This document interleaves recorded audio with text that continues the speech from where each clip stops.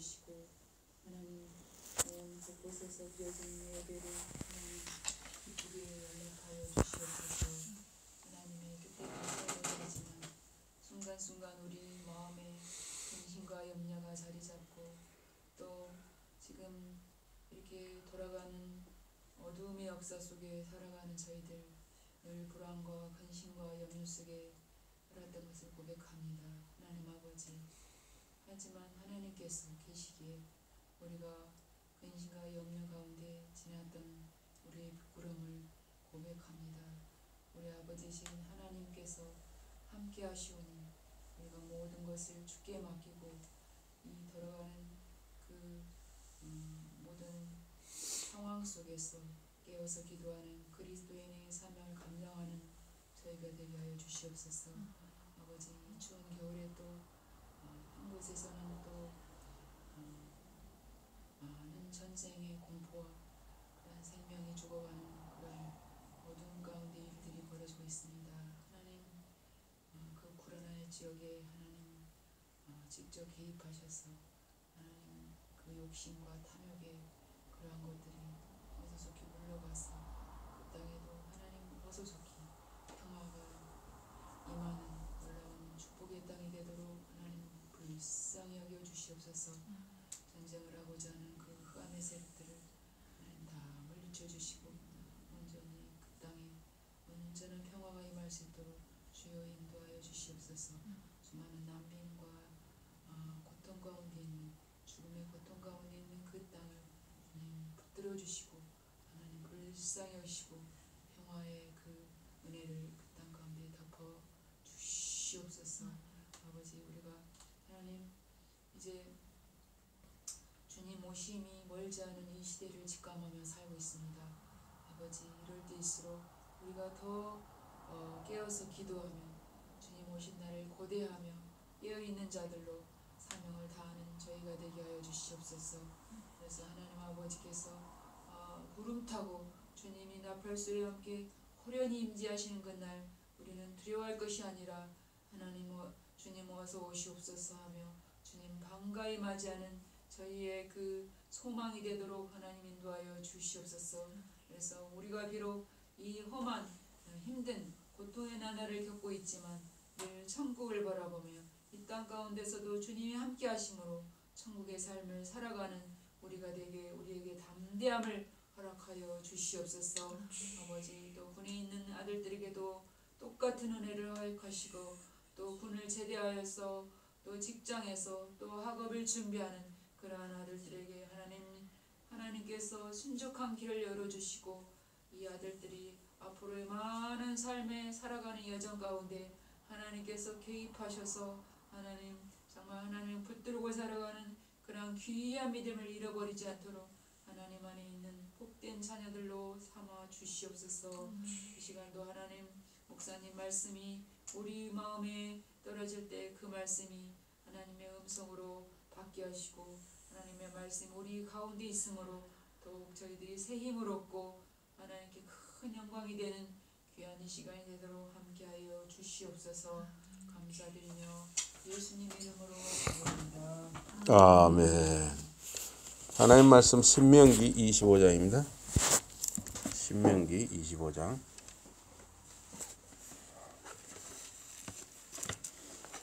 구약 신명기 25장입니다.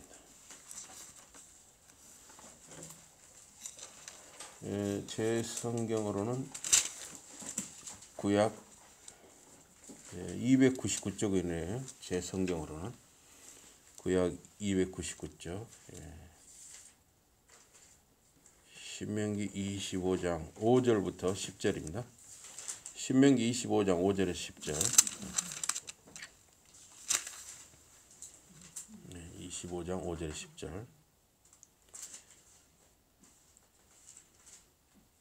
형제들이 함께 사는데 그중 하나가 죽고 아들이 없거든 그 죽은 자의 아내는 나가서 타인에게 시집가지 말 것이요 그의 남편의 형제가 그에게로 들어가서 그를 맞이하여 아내로 삼아 그의 남편의 형제된 의무를 그에게 다 행할 것이요 그 여인이 낳은 첫 아들이 그 죽은 형제의 이름을 잊게 하여 그 이름이 이스라엘 중에서 끊어지지 않게 할 것이니라.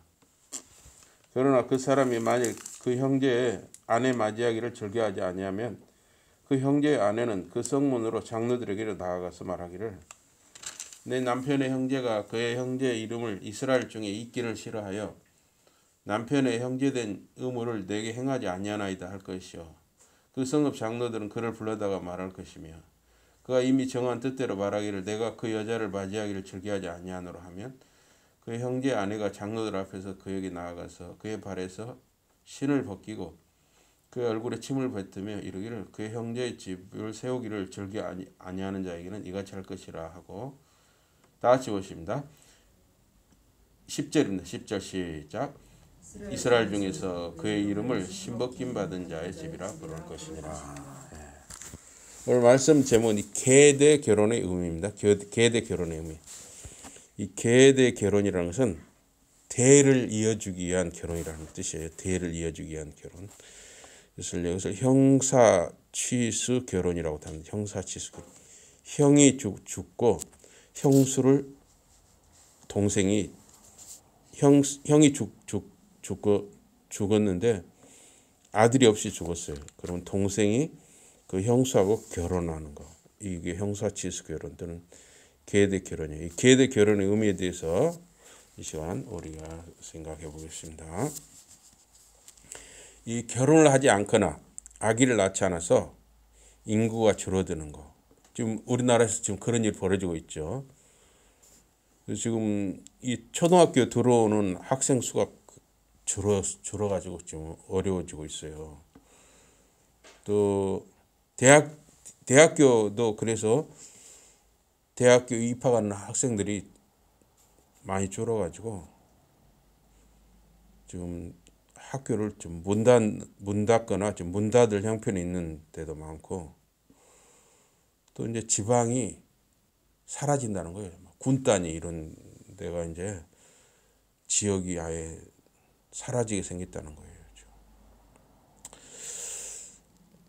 그러나 이렇게 결혼을 하지 않는 거, 아기를 낳지 않는 것은 하나님의 뜻이 아닙니다. 하나님은 생육하고 번성하라. 그러니까 자녀를 많이 낳고 번창하라. 이렇게 말씀하셨어요. 창세기 1장 28절에서. 지금도 정통 유대인들 또 무슬림들은 지금도 5명에서 10명가량의 자녀를 낳아 기릅니다. 하나님이 주시는 대로 낳아서 기르는 것이 사명이다. 이렇게 하고 있어요. 우리 기독교 신자들은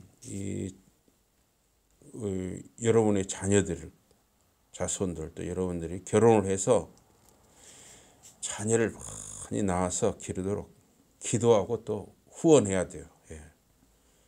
이게 하나님의 뜻입니다. 예. 생육하고 번성하라.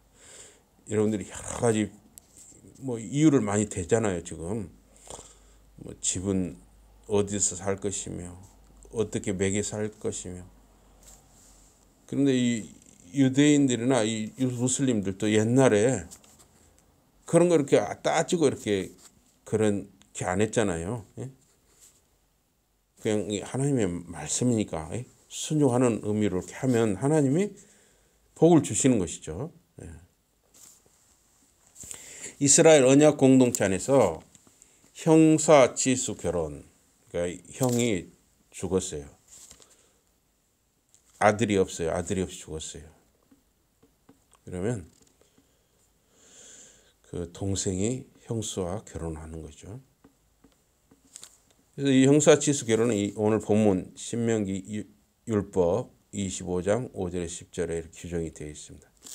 계대 결혼, 대를 이어주는 결혼으로 부르기도 합니다. 그래서 계대 결혼의 근거는 첫째, 창세기 1장 28절 생육하고 번성하여 땅에 충만하라 하는 하나님의 말씀을 순종하는 일이고, 둘째, 아브라함 언약이죠. 아브라함의 자손이 하늘의 무별과 같이 많아지리라고 하나님이 약속을 하셨습니다. 그래서 언약 백성으로서 그걸 이어가는 것이고, 셋째, 하나님의 선민으로서 정체성을 지키는 것이었습니다. 이게 자꾸 다른 이민족의 이방 사람의 피가 섞이면 안 되는 것이죠. 예. 네 번째, 구원의 계보, 즉 그리스도의 계보로 이어지는 일이었습니다. 그래서 5, 6절은 형사치수 결혼의 합법성을 말하고 있고 7절에 10절은 자기 책임을 회피하려는 사람에 대한 처리 절차를 다루었습니다. 그래서 5절에 보니까 형제가 동거하는데 아마 이렇게 대가족으로 이렇게 한 집에 살았던 것 같아요. 그중 하나가 죽고 아들이 없거든 그 죽은 자의 아내는 나가서 타인에게 다른 사람한테 시집가지 말고 그 남편의 형제가 그에게로 들어가서 그를 취하여 아내를 삼아 그의 남편의 형제된 의무를 그에게 다 행하라 그랬어요. 그래서 이 형사치수 결혼법은 그의 형이 아들이 없이 죽은 경우에 혹시 딸은 낳았을랑가 모르겠어요. 그렇더라도 아들에게 이렇게 됐으니까 지금은 이제 아들 딸 구별 없이 다 재산을 물려주잖아요. 이제 지금은 조금 틀리긴 하겠는데 하여튼 당시에서는 아들이 있어야 돼요. 아들. 그래서 동생이 그 형수와 결혼하는 제도예요. 그래서 이 법은 아무 때나 되는 게 아니라 일정한 조건을 충족해야 시행이 되었습니다. 첫째, 두 형제가 함께 살아야 했어요. 대가족을 이루고 살을 때 둘이 어떤 책임들을 공유했을 것이다. 둘째, 그 미망인이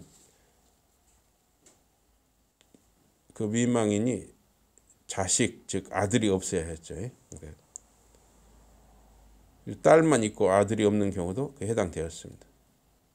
그래서 장자, 큰아들이 아버지 재산의 법적 상속자가 되기 때문이었습니다.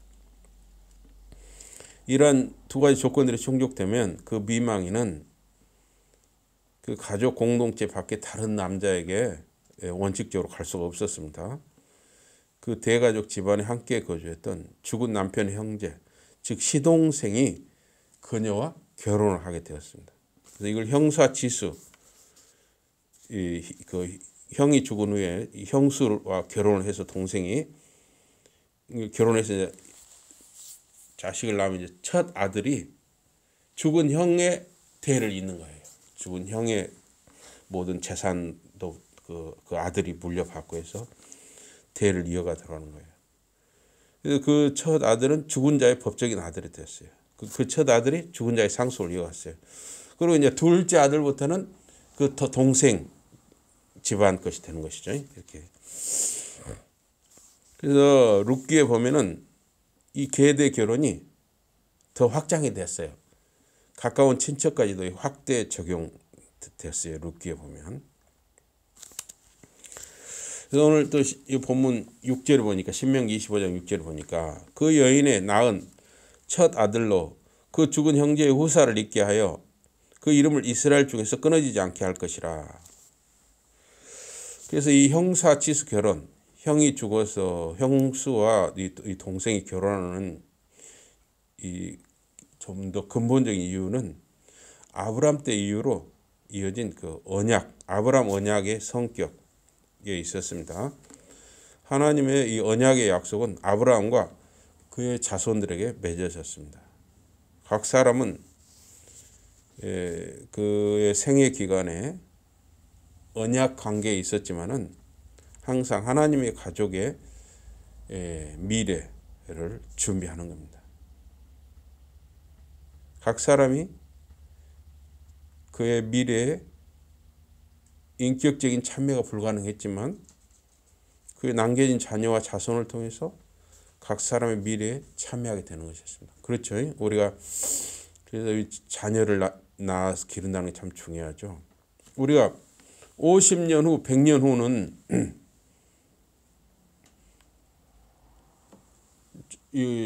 산다는 보장이 없잖아요. 50년 후, 100년 후는. 50년 후, 100년 후는 우리의 자녀들, 자손들을 통해서 그 미래를 사는 것이죠. 그래서 이 형사치수 결혼, 이 형이 죽고 그 형수가 이제 아들도 있고 자식도 있으면 이 결혼을 할 수가 없는 거예요. 동생이 그 형수가 형님이 죽었어요. 형님이 죽었는데 그 형수가 자식이 있어요. 아들도 있고 딸도 있어요. 그러면 이 결혼을 할 수 없어요. 아무나 결혼하는 게 아닙니다. 이게 자식이 없을 경우, 아들이 없을 경우만 결혼하지, 아들이 있다 그러면 이 동생 결혼 못하는 거예요. 그래서 그 후대를 잇는 행위를 하게 되는데, 이를 통해서 이스라엘과 하나님 사이의 언약 관계가 이어지고 조화를 이루게 되었다는 것입니다. 그래서 여기 7절에, 본문 7절에, 그러나 그 사람이 만일 그 형제의 아내 취하기를 즐겨하지 아니하거든 그 형제의 아내는 그 성문 장로들에게로 나가서 말하기를 내 남편의 형제가 그 형제의 이름을 이스라엘 중에 잊기를 싫어하여 그 남편의 형제된 의무를 내게 행치 아니하나이다 할 것이요. 그래서 법적인 형제는 그 형제의 미망인에 대한 의무를 거절할 수 있는 법적 권리를 가졌어요. 예를 들면 이제 동생이, 그 남동생이 이미 다른 여자를 이게 교제를 하고 있단 말이에요. 예?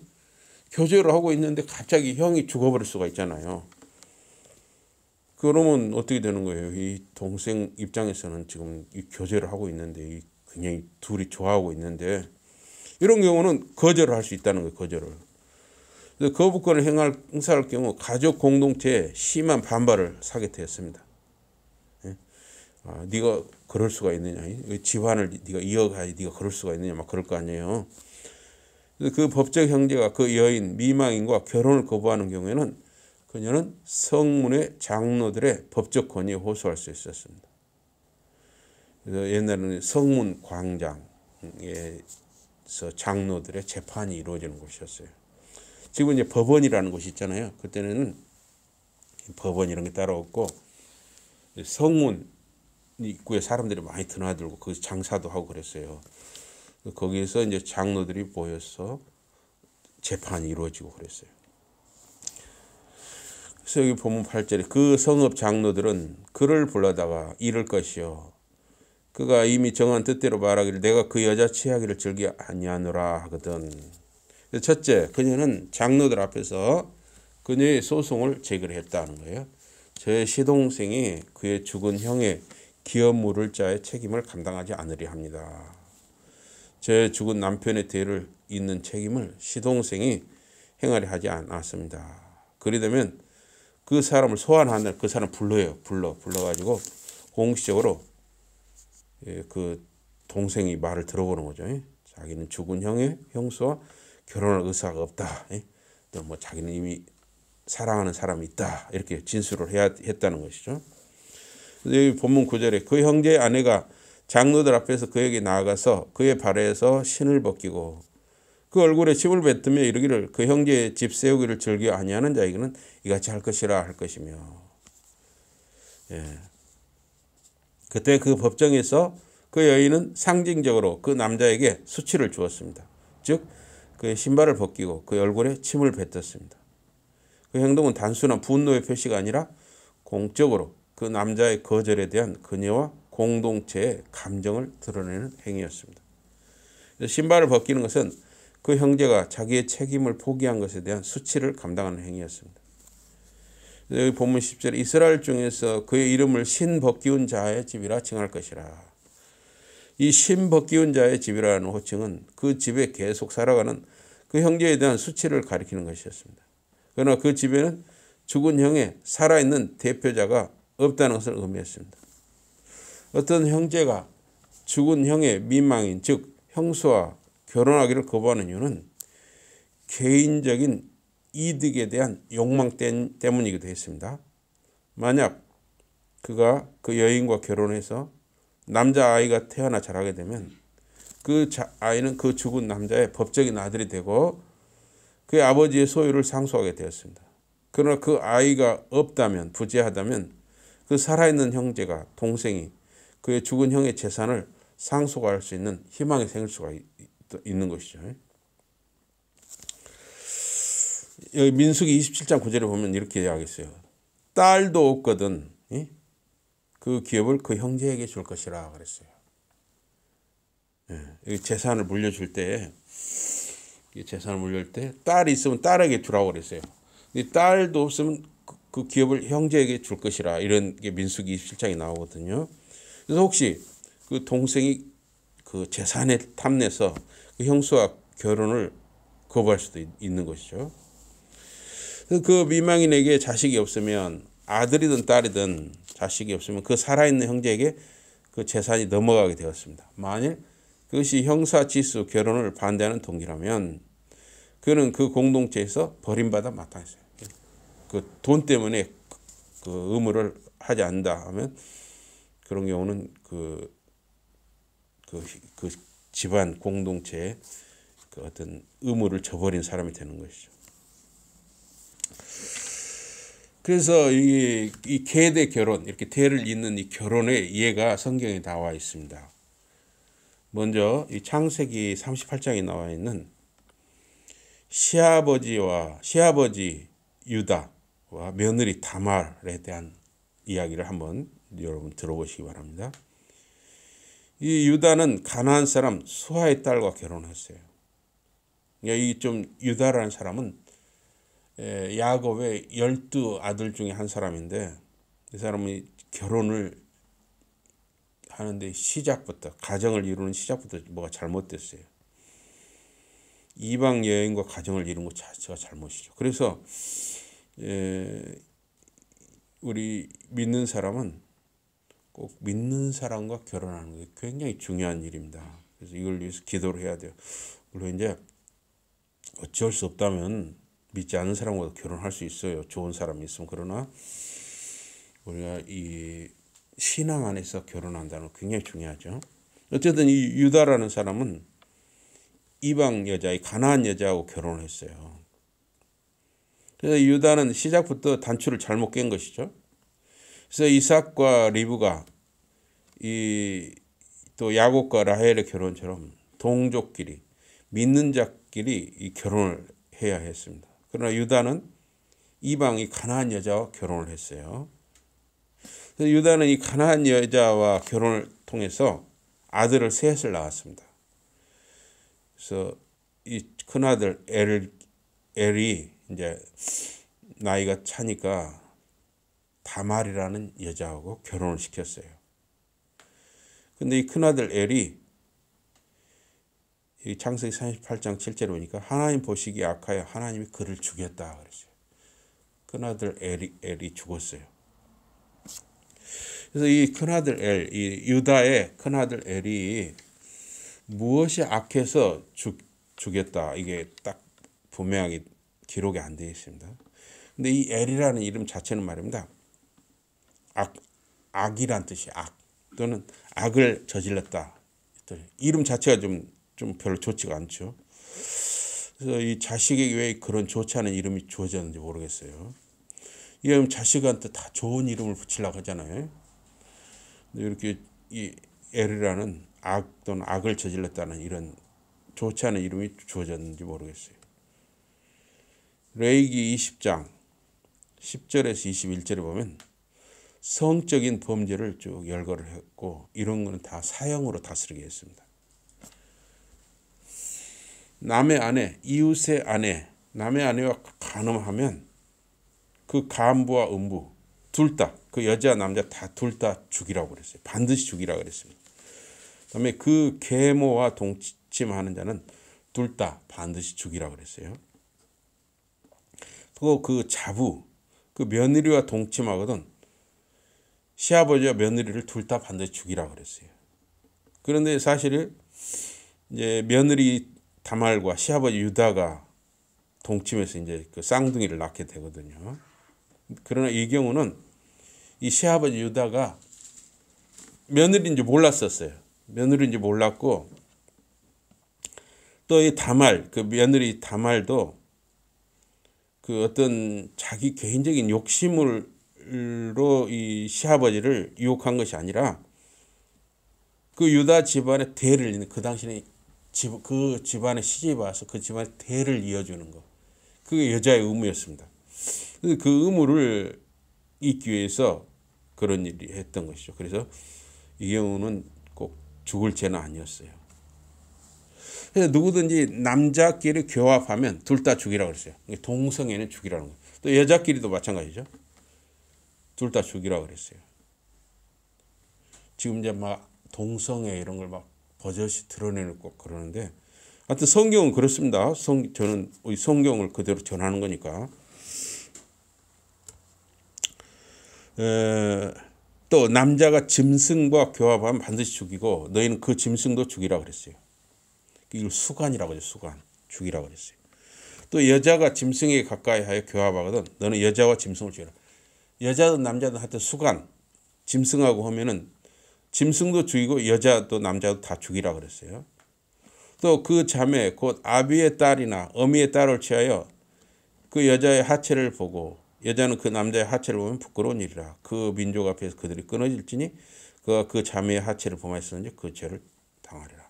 그러니까 형제 자매끼리 그런 일이 있어도 안 되는 것이었죠. 또 누구든지 경도하는 여인과 동침하여 그의 하체를 보면 둘 다 백성 중에 끊어. 그러니까 여자들 한 달에 한 번씩 하는 거 있잖아요. 그 달거리, 그때는 절대 가까이 하면 안 돼요. 이게 딱 성경에 나와 있는 거예요. 둘 다 백성 중에 끊어질. 거의 죽을 죄처럼 다루고 있어요. 성경에서는 그 달거리 할 때 여자하고 가까이 하는 거. 너의 이모나 고모의 하체를 범하지 말지니 이는 골육지친의 하체인지 그들이 그 죄를 당하리라. 누구든지 백숙모와 동침하면 그 백숙부의 하체를 범하느니 그들이 그 죄를 당하여 무자히 죽으리라. 그래서 하여튼 이 친족 간에 이런 것을 엄격히 금한 것이죠. 누구든지 그 형제의 아내를 취하면 더러운 일이라. 그러니까 보십시오. 지금 이 계대 결혼은 그 형제의 아내를 취하는 일인데 평상시에는 이걸 아주 엄격히 금하는 것이죠. 형제의 아내를 이렇게 결혼을 못하게 되었어요. 평상시에는. 이제 형이 자식이 없이 죽을 경우만 그 경우에만 예가 있었던 것이 평상시에는 형제의 아내를 취하면 아주 더러운 일이라 그랬어요. 그 형제의 하체를 범하니 그들이 무자하리라. 자식이 없으리라는 거죠. 형이나 동생이 살아있는데 그 형제의 아내를 취하면 그들에게 자식이 없으리라 한 것이죠. 그래서 이 유다의 큰아들 엘이 어떤 악한 죄를 지었는지 알 수는 없어요. 그러나 이 엘이라는 사람은 어떤 범죄를 한 번만 지은 것이 아니라 습관적으로 반복적으로 죄를 지은 거예요. 그래서 하나님이 죽게 하신 것이죠. 그래서 아마 이 주석가들은 유다의 큰아들 엘이 아마 이 성적인 무슨 죄를 지었을 것이다. 이렇게 보기도 합니다. 그리고 또 이 유다가 이 큰아들 엘이 죽었을 때 슬퍼했다는 기록이 없어요. 야곱은 자기 아들 요셉이 짐승에 찢겨 죽은 것을 알고, 그러니까 자기 아들들이 속였잖아요, 아버지를. 그때 야곱이 자기 아들 요셉이 짐승에 찢겨 죽었다고 슬피 울고 탄식하면서 아주 오랫동안 몇 달 동안 그냥 슬피 울고 밥도 제대로 안 먹고 이렇게 아주 슬퍼했어요. 근데 이 유다는 큰아들 엘이 죽은 거에 대해서 별로 슬퍼했다는 기록이 없어요. 그래서 이제 유다가 또 즉시 큰아들 엘이 죽은 둘째 아들 오난을 그 형수 다말하고 결혼을 또 시킨 거예요. 계대의 의무를 이행하도록 했어요. 그런데 오난 역시 하나님께 죽임을 당했습니다. 오난이 다말에게 자기 씨를 주지 않으려고 땅에 정액을 쏟았기 때문이었다 그랬어요. 그것도 한 번이 아니라 반복적으로 그렇게 했다는 거예요. 오난이 이제 형수하고 살면서 제대로 정상적으로 해서 자식을 낳도록 이렇게 해줘야 되는데 자기 씨를 안 주려고 땅에다 쏟았다는 거예요. 이걸 아주 하나님은 악하게 본 거예요. 그래서 또 죽였어요. 그 오난도 죽게 만들었어요. 그래서 아마 이 장자 엘, 유다의 큰아들 엘의 범죄 역시 둘째 오난과 유사한 범죄였을 것이다.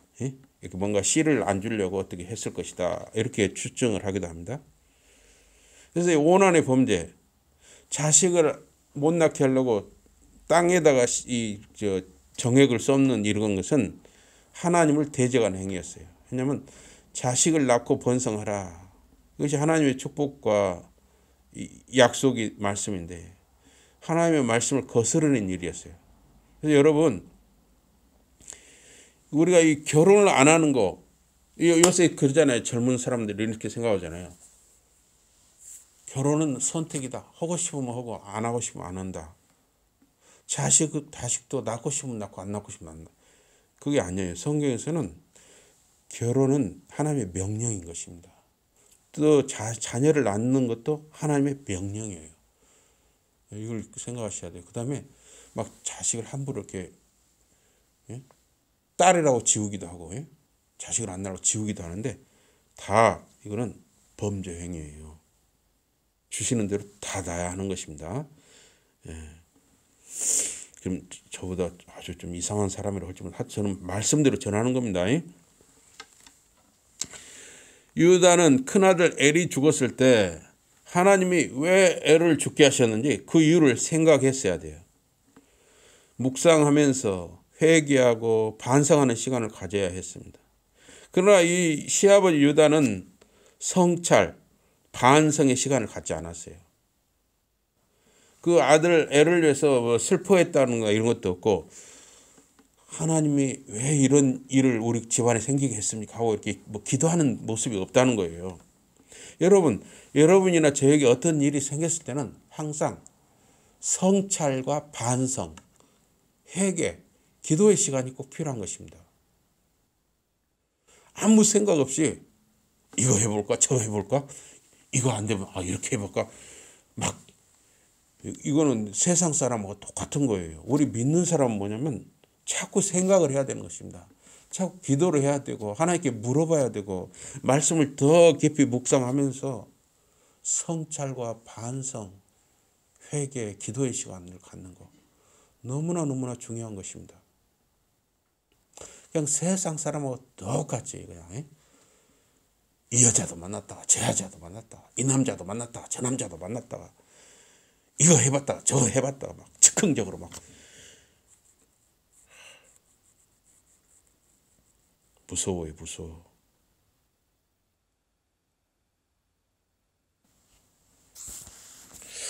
그래서 유다는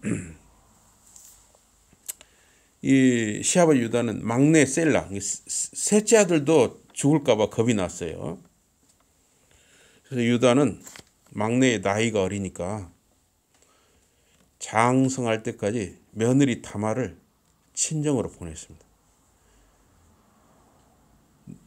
우리 막내 아들이 어리니까 너 좀 집에 가 있어라 이렇게 했어요. 그러나 유다는 지금 뭐예요? 속으로 저 여자가 분명히 남편 잡아먹는 년이요. 그렇게 생각하는 거죠. 저 년은 남편 잡아먹는 년이요. 다말에 대해서 유다는 인간적으로만 생각하는 거예요. 뭔가 자기를 반성을 하거나 이렇게 생각하는 게 아니라 그렇게 아주 그렇게 생각하는 거죠. 그래가지고 다말을 집으로 보내버렸어요. 집으로 친정을 보내버렸습니다. 그런데 몇 년이 지났어요. 몇 년이 지나가지고 이제 막내 아들이 셀라가 컸어요. 클 만큼 컸어요. 그런데도 며느리를 부르지를 않는 거예요. 다말을 부르지를 않는 거예요. 그러니까 이 지금 다말은 너무나 이제 막 힘든 상태죠. 또 이제 친정에서는 얼마나 또 그러겠어요. 막 말이 많이 컸어요. 시아버지 유다가 자기의 양털을 깎으려고 딥나에 올라갔단 말을 들었습니다. 그러니까 이제 뭐냐면 우리로 치면 이제 제일 축제 기간이 언제입니까? 쌀 농사, 벼농사 거둘 때가 또 뭐 콩농사라든가 뭐 이렇게 하여튼 수확을 거둘 때가 제일 우리가 축제 기간이라고 할 수 있잖아요. 이때 이 사람들은 양을 치는 거, 목축 이게 주로 업이니까 양털 깎을 때가 축제 기간이에요. 시아버지 유다가 이제 딥나라는 곳에 가서 자기가 기르는 양털을 깎고 자기 여러 마리니까 마리수가 많으니까 자기만 깎는 것이 아니라 같이 깎는 거죠. 같이. 그러면 그냥 깎는 게 아니라 포도주라든가 뭐 하여튼 고기도 나오고 포도주도 나오고 뭐 잔치를 벌이면서 하는 거예요. 그러니까 지금 유다가 기분이 좋았고 막 취해 있을 거 아니에요. 일종의 축제 기간이었어요. 우리처럼 막 추석 때 이런 때라고 또 볼 수 있겠어요. 유다가 술에 취해 있었는데 며느리 다말이 이제 그 시아버지 유다가 지금 딥나에 왔다는 이야기를 듣고 며느리 다말이 창녀로 변장을 해가지고 창녀 시아버지 유다를 길에서 유혹을 한 거예요. 그런데 이 당시 시아버지 유다는 그 자기 아내 그 가나안 여자가 죽었어요. 가나안 여자가 죽은 상태였어요. 그러니까 지금 유다는 호라비 상태였어요. 호라비 상태고 또 술이 취했잖아요. 그러니까 유다가 지금 호라비를 보고 좀 애로움을 느꼈을 거 아니에요.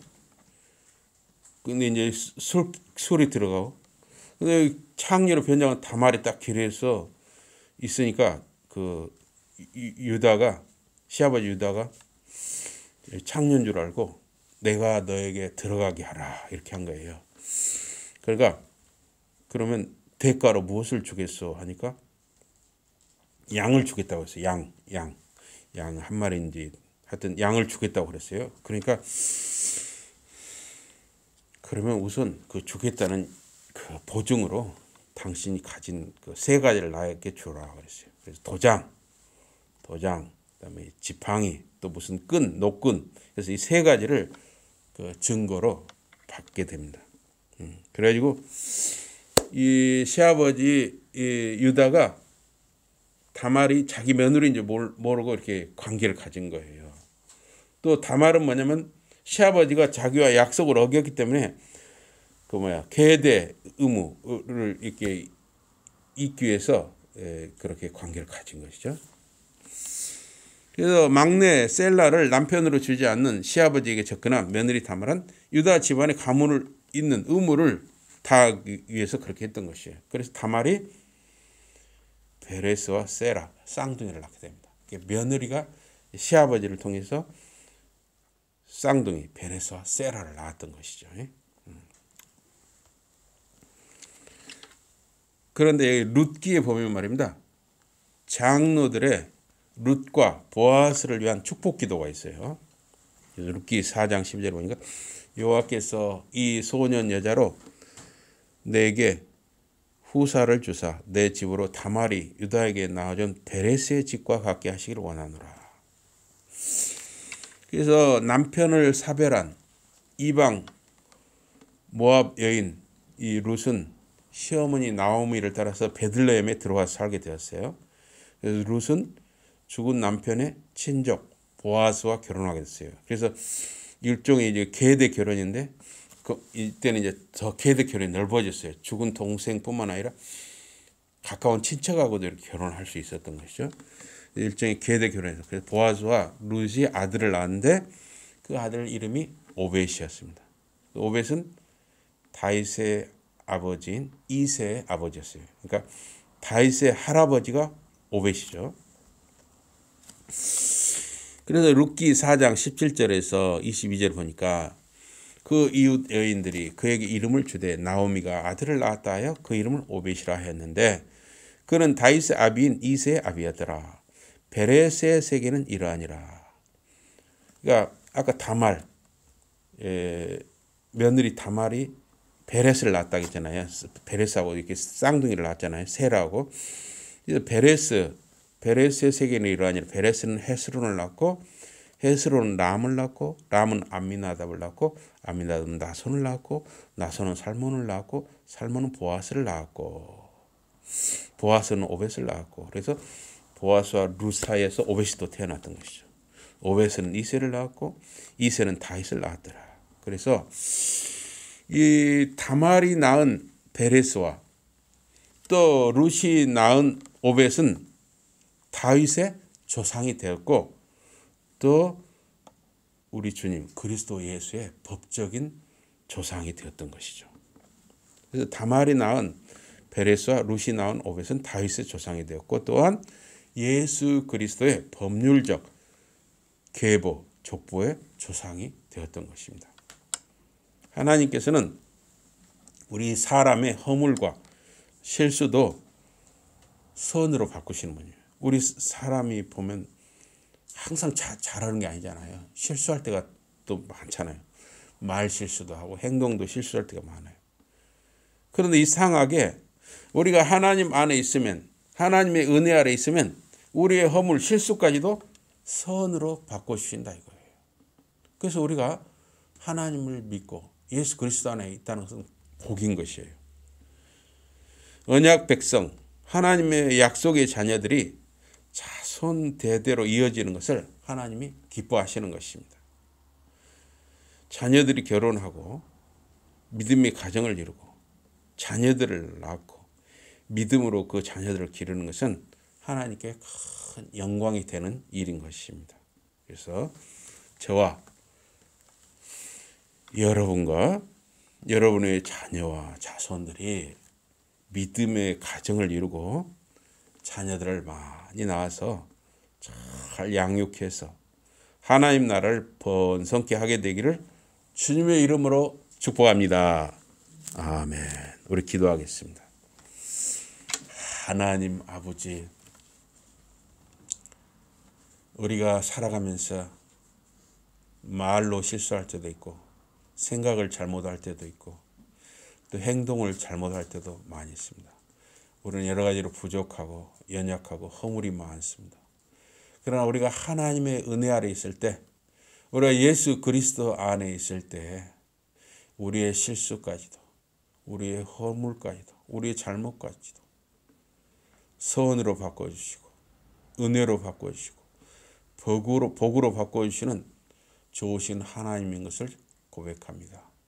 하나님 아버지, 저희들과 저희들의 자녀들, 자손들이 항상 하나님의 은혜 아래 있게 하시고 그리스도 예수 안에 있게 하시고 우리